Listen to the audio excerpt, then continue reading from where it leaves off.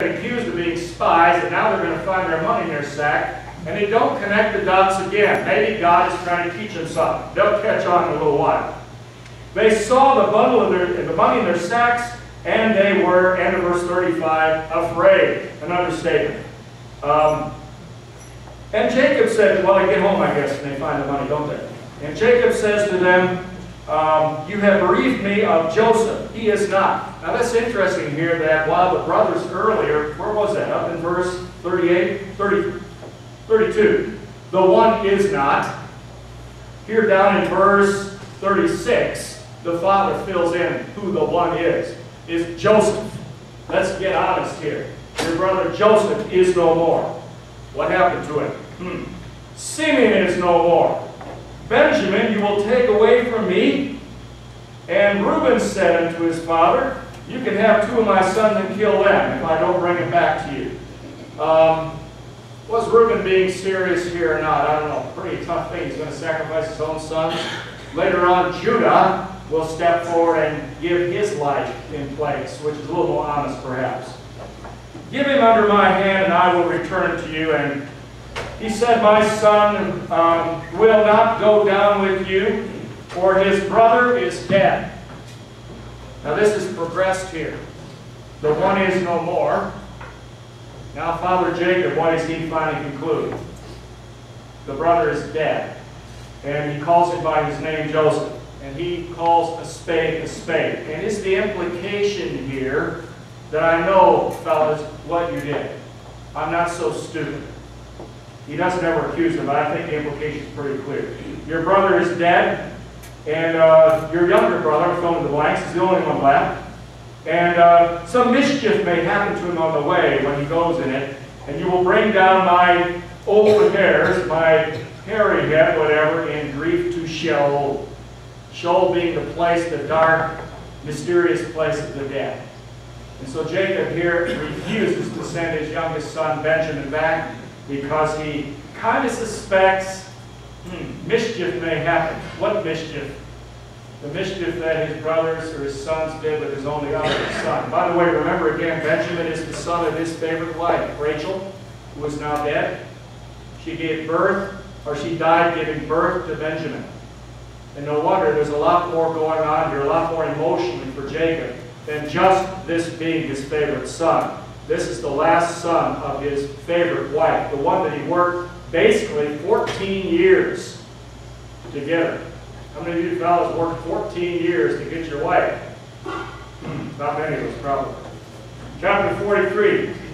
The famine was very kaved, which means heavy. And you have the idea of weighing down. I'm going to take my coat off. It's hot in here. By the way, while I'm taking my coat off, it reminded me of I was sweating last night because I gave a speech at Bethlehem Lutheran Church. How many of you know where that is? St. Paul, inner city congregation. They have started a new parochial school called Joy Academy. Jesus, Our You. I think that's it. Jesus, Others, You. That's the acronym. Joy. Joy Academy. Pastor Nathan Raditz is the pastor, very conservative fellow.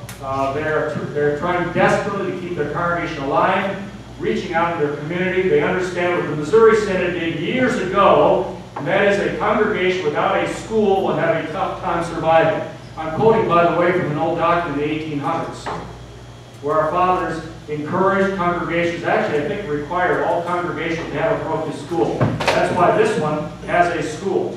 Old congregation in Missouri Synod, all of them had schools. And I think they realized that really keeps a congregation alive and vibrant. We see that in our own congregation here. But that school's going to have a tough time making it. Inner city, St. Paul, right off 94 there. What's the name of the street? Forest Street, I think, Forest Avenue there in St. Paul, if you know where that is. I'm encouraging our congregation, our parochial school, maybe to send some of their Friday chapel offerings to that school and try to make some connection to that school. We've got to help these inner city congregations. There was a day, pardon for the long digression here, there was a day when congregations like that one were the going thing, and they supported congregations out here. We owe our life here at St. John's to Trinity First downtown, which basically supported us. We're talking back in the 1800s, so that this congregation could survive. They actually sent a pastor out here for a while to service before Reverend Faulkner came. And now the tables are reversed. And I think we who are out in suburbia, we're out where many say, we wouldn't agree with this probably, where the money is. We need to think of those congregations in their cities struggling with changing neighborhoods. It's a tough time for them to make it. And I hope that we can make as a congregation. I'm going to talk to our CWAC board. That's stewardship, evangelism, worship, and altar care. CWAC. We're going to encourage the CWAC board to see if we can't set that up maybe even as one of our mission projects for this year for the congregation. But if you're looking for something to give your mission money to, there are many options here. I like to put lots of options for people. That may be one that appeals to you. You might like to think of contributing to that. Bethlehem Lutheran Church, Pastor Nathan Raditz, St. Paul, Minnesota. Great mission opportunity for that school. Anyway, back to the text. Chapter 43. The famine was very heavy. How many get off on that? Heaviness, whatever. Oh, I started to sweat. That's right. It came to pass when they finished eating the grain which they had brought from Egypt, their father said to them, "Go back and buy for us a little more food." He said unto them, Judah said unto them, now here's the first time Judah starts to surface here. Let's think back to Judah. When did we last hear about Judah? Way back a few weeks ago, chapter 38, where Judah, has this affair with his daughter-in-law, Tamar. Judah was not the most upright, upstanding of the brothers. In fact, we may suspect that he may be one of the worst ones. Judah starts to surface here now for the first time, and it's going to start getting a little more positive. And we're already starting to get clues for what's going to happen later on when Jacob's going to bless his sons. Not Reuben, not Simeon, not Levi. Yehuda, I thought, Judah, you are the one. Out of you will come a ruler for my people Israel. And Judah will be the chosen one for whom the Messianic line will continue to go. And so it will be from the tribe of Judah that the Messiah will be born, which is an amazing thing. We're already kind of getting prepared for that here. And it's always difficult to read these texts because we know the end of the story. It'd be nice to not know the end of it. You might say at this point, so why does Judah suddenly step up here? Because he's been kind of a jerk all along. Judah steps up and says,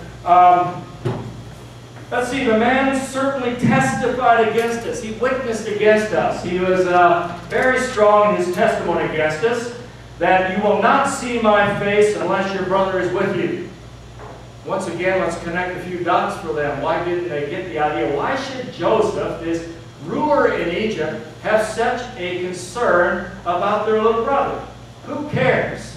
Didn't he have more important things to think about? But they just don't get it. It's the proverbial forest for the trees. They don't see it, right? If you send your brother here with us, we will go down. If you send our brother with us, we will go down and we will buy for you some food. But we're not going unless you send our brother. If you are not sending him, we will not go down, because the man said, you will not see my face unless your brother is with you. So they're pretty strong on that. Now verse 6 kind of interesting. What happens here as he changes the text? The writer changes the name from Jacob to...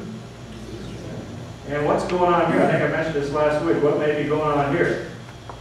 The writer, Moses, is trying to remind us there's something now going on underneath the surface. It's more significant than you may at first realize.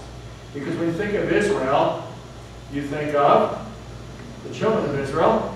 In fact, later on, somewhere in here, I'm not sure where this pops up, you will have the phrase, the children of Israel, popping up.